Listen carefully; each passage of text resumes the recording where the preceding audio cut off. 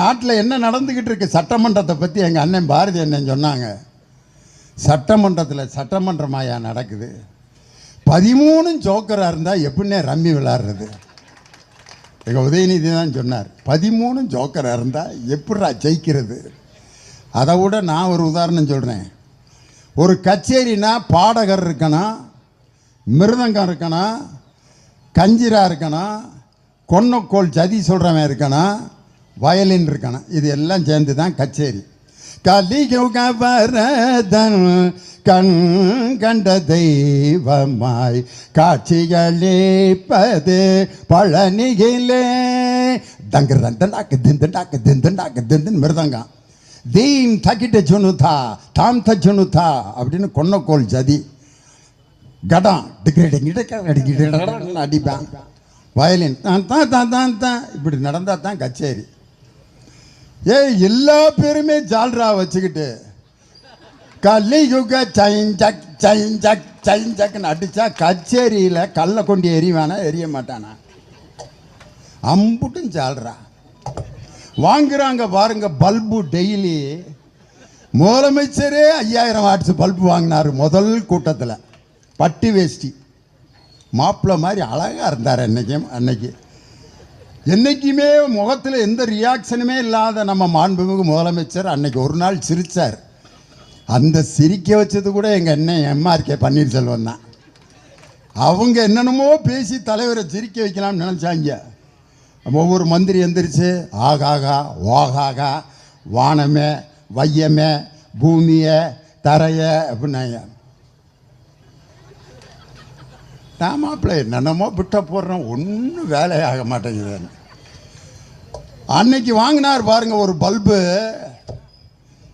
வறட்சி நிவாரணம் விவசாயிகளுக்கு தரவில்லை, விவசாயிகளுடைய கடன் முழுமையாக அடைக்கப்படவில்லை, காவிரி தண்ணீர் இன்னும் திறக்கப்படவில்லை, எனவே டெல்டா மாவட்டத்தினுடைய விவசாயிகள் காய்ந்து கொண்டிருக்கிறார்கள்னு நம்ம எதிர்க்கட்சி தலைவர் கம்பீரமாக முழங்குறார்.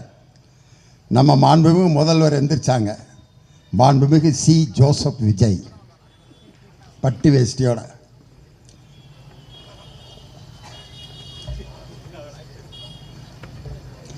வறட்சி நிவாரணம் ஏற்கனவே கொடுக்கப்பட்டு விட்டது. இதெல்லாம் பேப்பர் படித்தவர்களுக்கு நன்றாக தெரியும். உடனே அவங்க நல்ல உள்ள எந்திரிச்சு தளபதி கச்சேரி அப்படின்னு 6 நாள் ஆடி இருப்பாங்க. இவ்வளவு ஆரவாரம். தலைவர் பவர்ஃபுல்லான பாயிண்ட் எடுத்து வச்சுட்டாராம் முதலமைச்சர். எந்திரிச்சாரியா கலைஞரின் பேரன் முத்துவேல் கருணாநிதி ஸ்டாலினோட மகன். வறட்சி நிவாரணம் என்று வருடம் கொடுக்கக்கூடிய தொகுப்பை பற்றி நாங்கள் பேசவில்லை. விவசாயிகளுடைய வறட்சி நிவாரணத்தை தான் நாங்கள் கேட்டோம். தொகுப்பு நிதிக்கும் நிவாரணத்திற்கும் வேறுபாடு இருக்கிறது. இது பேப்பர் படித்தா தெரியாது. விவசாயிகளை நேரடியாக சந்திக்கணும்னு சொன்ன உடனே வாங்கினாரியா 5000 வாட்ஸ் பல்பு டமக்குன்னு. அப்போ உட்காந்தவர் தான் இன்னும் எந்திரிக்கல. அவருக்கு பதிலாக கண்ட ஆட்கள்லாம் எந்திரிச்சு பேசிகிட்டு இருக்காங்க. யாரெல்லாம் பல்பு வாங்கினா தெரியுமா? நம்ம வேளாண்மை துறை அமைச்சர், அவர் பேர் என்னது, இது வேற மறந்து போய் வினோத், மாண்புமிகு வினோத் அவர்கள் வேளாண்மை பட்ஜெட்டை கொண்டு போய் திருப்பதியில் வச்சு சாமி கும்பிட்டு வந்தார். அப்பயே முடிவு பண்ணிட்டேன், ராமமும் மொட்டையும் தான். திருப்பதினா ராமம், இன்னொன்று என்ன மொட்டை. விவசாயிகளுக்கு கடனை தள்ளுபடி பண்ணாமல் ராமம், காவேரி நீரை திறந்து விடாமல் மொட்டை அப்படின்ட்டு அவர் பெரிய நம்ம கவிஞர் காசிமுத்து மாணிக்க மாதிரி. இவ்வளவு நாள் சூரியனால் மக்களுக்கு வேர்த்தது, இப்பொழுது சூரியனுக்கே வேர்த்திருக்கிறது. இதுக்கு முதலமைச்சர் சிரிப்பாருன்னு பார்த்தா அவர் இருந்தா, ஏண்டா விளங்காத பிட்டா போட்டுக்கிட்டு இருக்கீங்க அப்படிங்கிற மாதிரி உட்காந்துருந்தார்.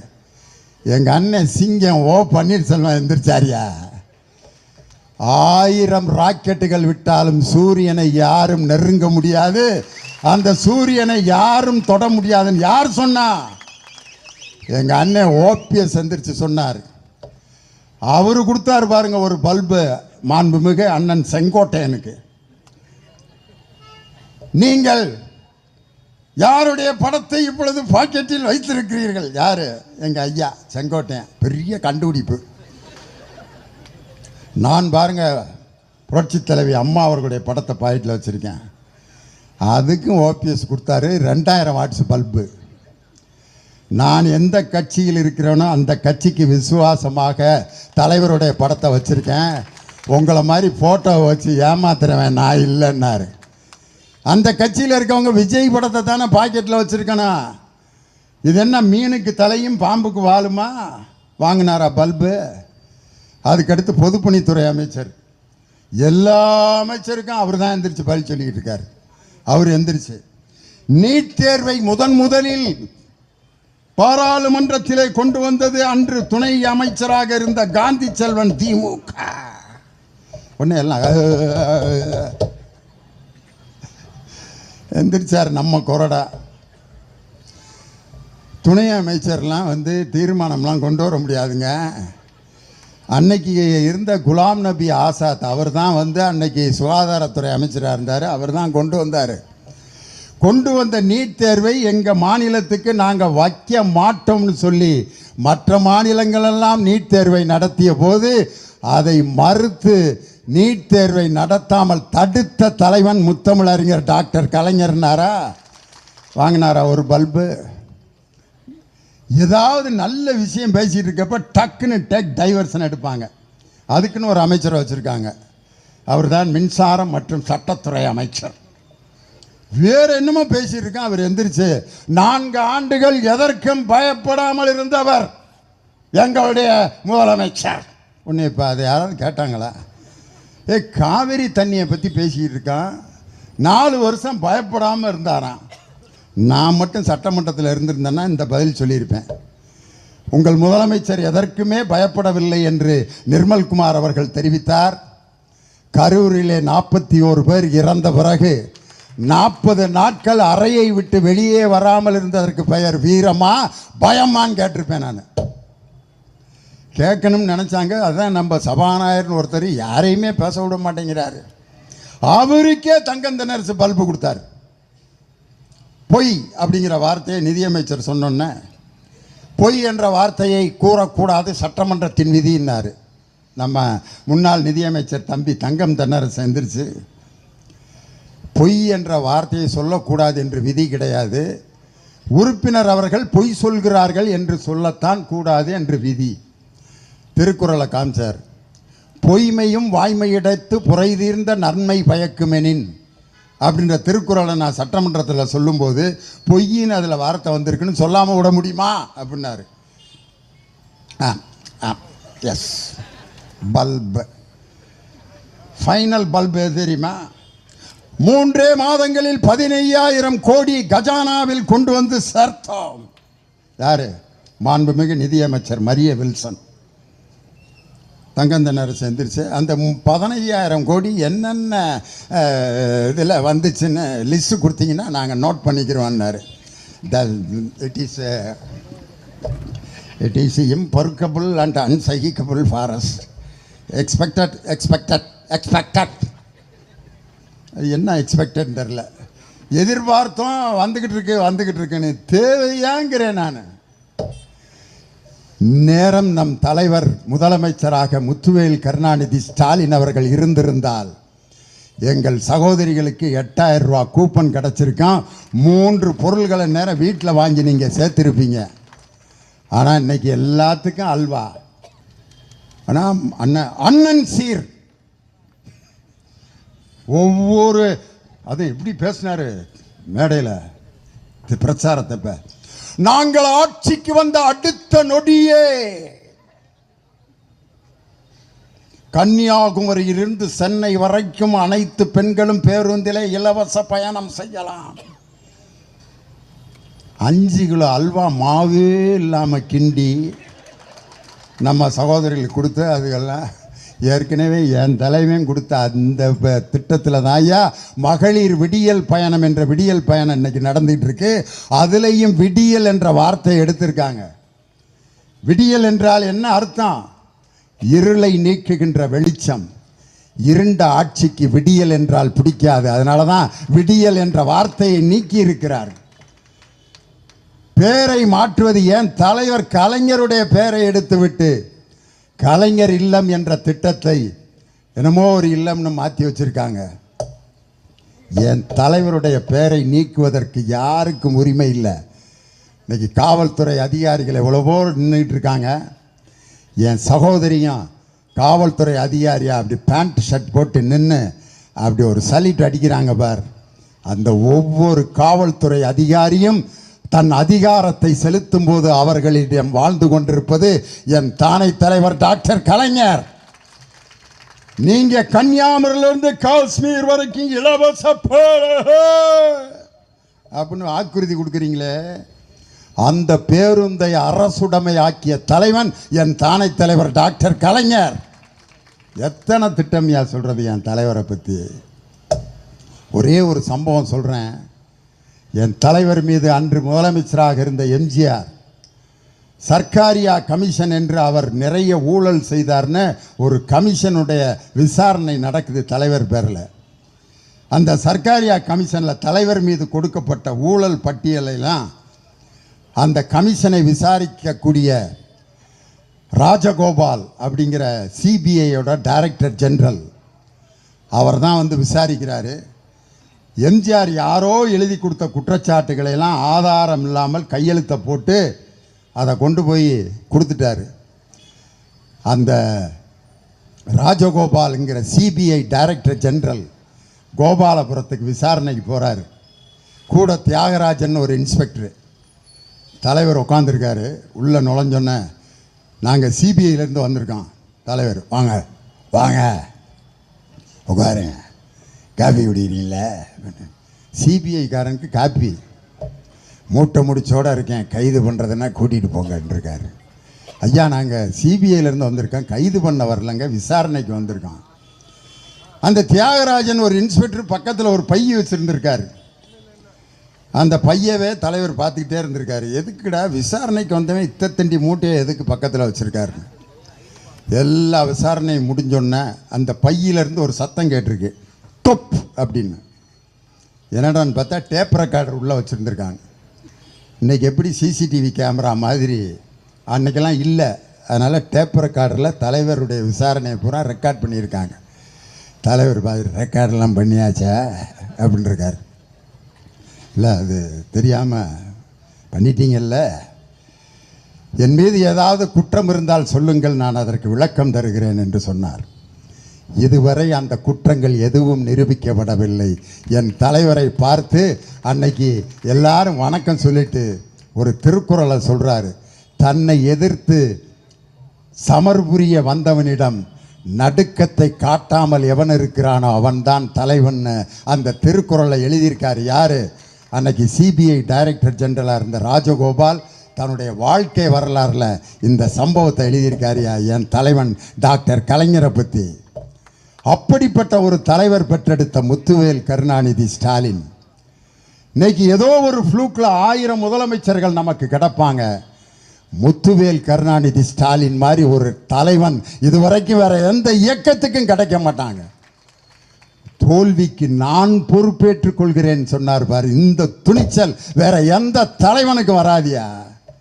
கரூரில் 41 பேர் இறந்த பொழுது இந்த என்னை பார்க்க வந்தவர்கள் இறந்து போனார்கள், இந்த இழப்புக்கு நான் பொறுப்பேற்கிறேன் என்று சொல்வதற்கு துணிச்சல் இல்லாமல் ஓடி ஒளிந்த தலைவர்களுக்கு மத்தியில் என் கழகத்தின் தோல்விக்கு நான் பொறுப்பேற்கிறேன் என்று சொன்ன எதையும் தாங்கும் இதயமான இரும்பு மனிதன் முத்துவேல் கருணாநிதி ஸ்டாலின் என்ற தலைவர் மாதிரி ஒரு தலைவர் நமக்கு கிடப்பாங்களா? எல்லாமே டுபாக்குராயா. ஜனநாயகன் படத்தில் பார்த்தீங்கன்னா எம்ஜிஆர் அவர் பாட்டுக்கு ஃபோட்டோவில் இருக்கவரை தலை அப்படின்னு அவர்கிட்ட இருந்து சவுக்கை வாங்கி, நீயா சொந்தமாக கடையில் போய் ஒரு சவுக்கு வாங்கு, எதுக்கு அவர் கையில் இருந்த சவுக்கை பிடுங்குற? எம்ஜிஆர் அன்னைக்கு எங்கள் வீட்டு பிள்ளையில் அந்த பாட்டு எப்படின்னு தெரியுமில்ல, பெஞ்சமின் எனக்கு தெரியாத பாட்டா என்னண்ணே இங்கே இருக்கீங்க. சிலர் ஆசைக்கும் தேவைக்கும் வாழ்வுக்கும் வசதிக்கும் ஊரார் கால் பிடிப்பார். ஒரு மானமில்லை அதில் ஈனமில்லை, அதில் எப்போதும் வாள் பிடிப்பார். எதிர்காலம் வரும் என் கடமை வரும், இந்த காக்கைகள் கூட்டத்தை ஒழிப்பேன் அப்படின்னு தான் எழுதியிருந்தது. அன்னைக்கு காங்கிரஸுக்கு இன்னொரு பேர் காக்கான்னு பேர். அதனால் காக்கைனா அவங்கள குறிச்சிருவாங்கட்டு சென்சாரில் எடுத்துட்டு என்ன வார்த்தை போட்டாங்க தெரியுமா? எதிர்காலம் வரும் என் கடமை வரும், இந்த கூட்டத்தின் ஆட்டத்தை ஒழிப்பேன். பொது நீ எல்லாமே ஓசி தானா? சவுக்கு எம்ஜிஆர்ட்ட வாங்கின ஓசி. கொடியில் பார்த்தீங்கன்னா 2 யானைக்குட்டி. இது எதுன்னா முத்தூட் ஃபைனான்ஸோட, முத்தூட் ஃபைனான்ஸ் பார்த்துருக்கீங்களா? அதிலே 2 யானைக்குட்டி தான். அந்த கொடி பார்த்தீங்கன்னா ஒரு ஜாதி சங்க கொடியான். அவங்க இப்போ கேஸ் போட்டுக்கிட்டு இருக்காங்க. இது எங்கே நாங்கள் 30 வருஷத்துக்கு முன்னாடியே எங்கள் ஜாதி சங்கத்துக்கு இந்த கொடியை போட்டான், இவங்க எடுத்துட்டாங்க 3 கலரை போட்டுன்னு. அவர் பேசுகிற ஒரு வார்த்தை கூட எங்கள் பட்டுக்கோட்டை கல்யாண சுந்தரத்துக்கிட்ட இருந்து எடுத்தது. நெஞ்சில் குடியிருக்கும் அப்படிங்கிறார்ல, பட்டுக்கோட்டை கல்யாண சுந்தரம் இரும்பு திரையில் எழுதின பாட்டு. நெஞ்சில் குடியிருக்கும் அன்பருக்கு நான் இருக்கும், நிலைமை என்னவென்று தெரியுமா? பட்டுக்கோட்டை எழுதின பாட்டு. அதுவும் துப்பாக்கூர். எங்கள் உதயநிதி ஸ்டாலின் ஏதோ கூட்டத்தில் மக்கள் பேசியதற்கு பதில் சொன்னதற்காக பெண்களை இழிவுபடுத்தி விட்டார் என்று கைது செய்தீர்களே. ஜனநாயகன் படத்தில் வில்லனை திட்டுவதற்கு ஒரு வார்த்தையை இன்னைக்கு முதலமைச்சர் பயன்படுத்தி இருக்காரு. அதை விட பெண்களை கேவலப்படுத்துகின்ற ஒரு வார்த்தை உண்டான்னு நான் கேட்குறேன். இன்னைக்கு நான் சொல்கிறேன், எம்ஜிஆர் நான் ஆணையிட்டால் பாட்டை மட்டும் பாடினார். 5 நிமிஷம் முடிச்சிடுறேன்.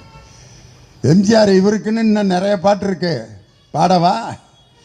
ஏமாற்றாதே ஏமாற்றாதே ஏமாறாதே ஏமாறாதே, அந்த இருட்டுக்கும் பார்க்கின்ற விழி இருக்கும், எந்த சுவருக்கும் கேட்கின்ற காதிருக்கும், சொல்லாமல் கொல்லாமல் காத்திருக்கும், தக்க சமயத்தில் நடந்ததை எடுத்துரைக்கும்.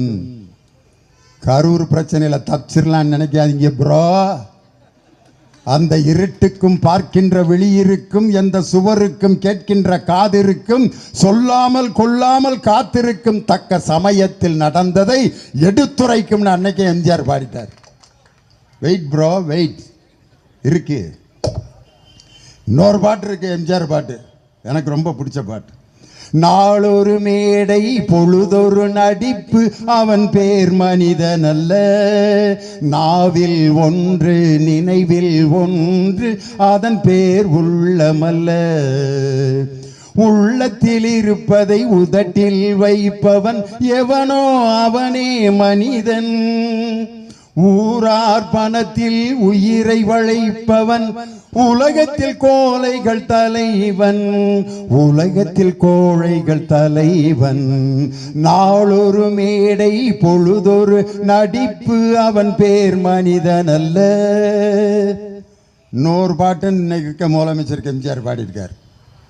கண்ணை நம்பாதே உன்னை ஏமாற்றும், உன்னை ஏமாற்றும் நீ காணும் தோற்றம் உண்மை இல்லாதது, அறிவை நீ நம்பு உள்ளம் தெளிவாகும், அடையாளம் காட்டும் பொய்யே சொல்லாதது, பொன் பொருளை கண்டவுடன் வந்த வழி மறந்துவிட்டு பனையூருக்கு போகிறவர் போகட்டுமே, என் மனதை நான் அறிவேன், என் உறவை நான் அறிவேன், எதுவான போதிலும் சத்தியமே, நன்றி மறவாத நல்ல மனம் போதும், அதுவே என்றும் மூலதனம் ஆகும், கண்ணை நம்பாதே.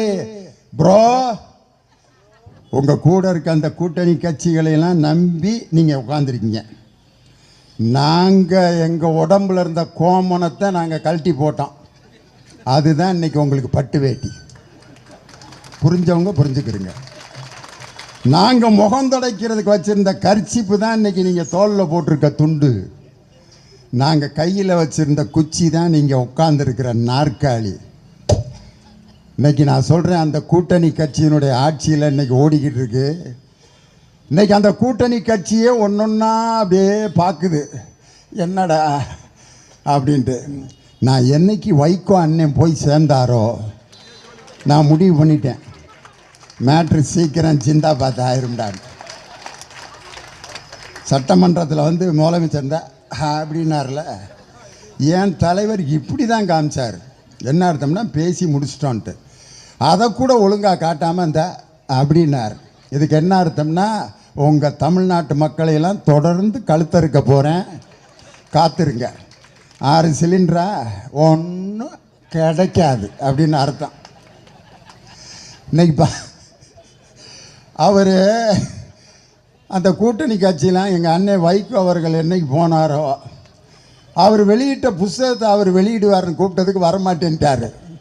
போனால் நமக்கு அதுதான் கடைசி நிகழ்ச்சி ஆகிடும், வேணாம்டா இந்த பம்பரம் எந்த சாட்டை சுற்றினாலும் சுற்றும் போல இருக்குது, இது வேலை. இன்னும் எப்படியும் ஒரு 3 மாதத்தில் தனுஷோட கட்சியில் அண்ணன் வைகோ அவர்கள் இருப்பார்.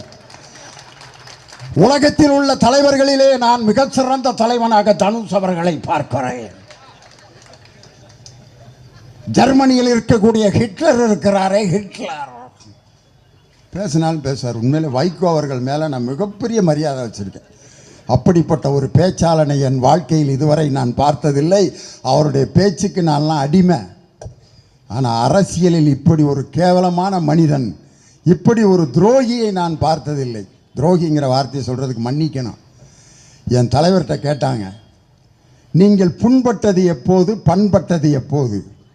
தலைவர் சொன்னார், முதல் துரோகத்தை சந்திக்கும் போது புண்பட்டேன், தொடர்ந்து துரோகங்களை சந்திக்க சந்திக்க பண்பட்டு விட்டேன் அப்படின்னார்.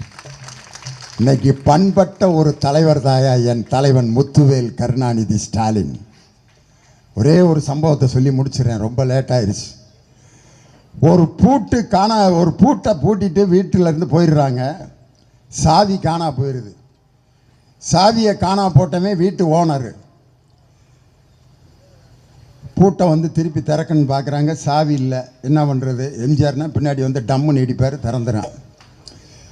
பார்க்குறாங்க, பெரிய திண்டுக்கல் பூட்டு, மாற்று சாவிலாம் போட்டு பார்க்குறாங்க, திறக்க முடியல. என்னடா பண்ணாங்க? சுத்தியில் எடுத்து ஓங்கி பூட்டை உடைச்சான். அப்போ பூட்டு சொன்னுச்சு, காணா போட்டவனுக்கும் தண்டனை கிடையாது, பூட்டிட்டு எங்கேயோ கிடக்கிற சாவிக்கும் தண்டனை கிடையாது, கடமையை சரியாக செய்த பூட்டுக்கு தாண்டா தண்டனை கொடுத்துருக்காங்கன்ட்டு. கடமையை சரியாக செய்த என் தலைவர் இன்று தோற்றிருக்கலாம். அப்படி தோற்ற என் தலைவன் பண்பட்டு நாளை இதே தமிழகத்தை மீண்டும் ஆழ்வார் முத்துவேல் கருணாநிதி ஸ்டாலின். ஒரு கல்யாண வீட்டில் வாழை மரம் கட்டியிருப்பாங்க. 3 நாளைக்கு அந்த வாழை மரம் ஜேன்னு இருக்கான். கல்யாண வீடு முடிஞ்சோடனே வாழை மரம் கீழே கிடக்கும். பயில்கள் ரயில் வண்டி விளையாடுவேன், வாழைக்காயெல்லாம் பிச்சுட்டு போயிடுவாங்க, குப்பையில் கிடக்கும் வாழை மரம். ஆனால் ஒரு கட்டிடத்தை கட்ட பயன்படுத்துகின்ற சாரத்தை பார்க்கின்ற சவுக்கு மரம், கட்டிடம் கட்டியவுடன் மீண்டும் லாரியில் அதை ஏற்றிட்டு போயிட்டே இருப்பாங்க. இன்னொரு கட்டிடம் கட்டுவதற்கு அந்த சவுக்கு மரம் மீண்டும் போய் கொண்டு இருக்கும். இன்னைக்கு கல்யாண வீட்டில் கட்டப்பட்ட வாழை மரம் போல் இந்த தாவேக ஆட்சி. ஆனால் மக்களுக்கு தொடர்ந்து உழைக்கும் சவுக்கு மரம் போன்ற எங்கள் திராவிட முன்னேற்ற கழகத்தின் அந்த கட்சி தொண்டர்களை எங்கள் கழகத்திடமிருந்து யாரும் பிரிக்க முடியாது. மீண்டும் முத்துவேல் கருணாநிதி ஸ்டாலின் மீண்டும் தமிழகத்தில் முதல்வர் ஆவார். எங்கள் தம்பி உதயநிதி ஸ்டாலின் என்ற படைத்தலைவனின் போருக்கு பின் என்று சொல்லி உங்களிடமிருந்து விடைபெறுகிறேன். நன்றி, வணக்கம்.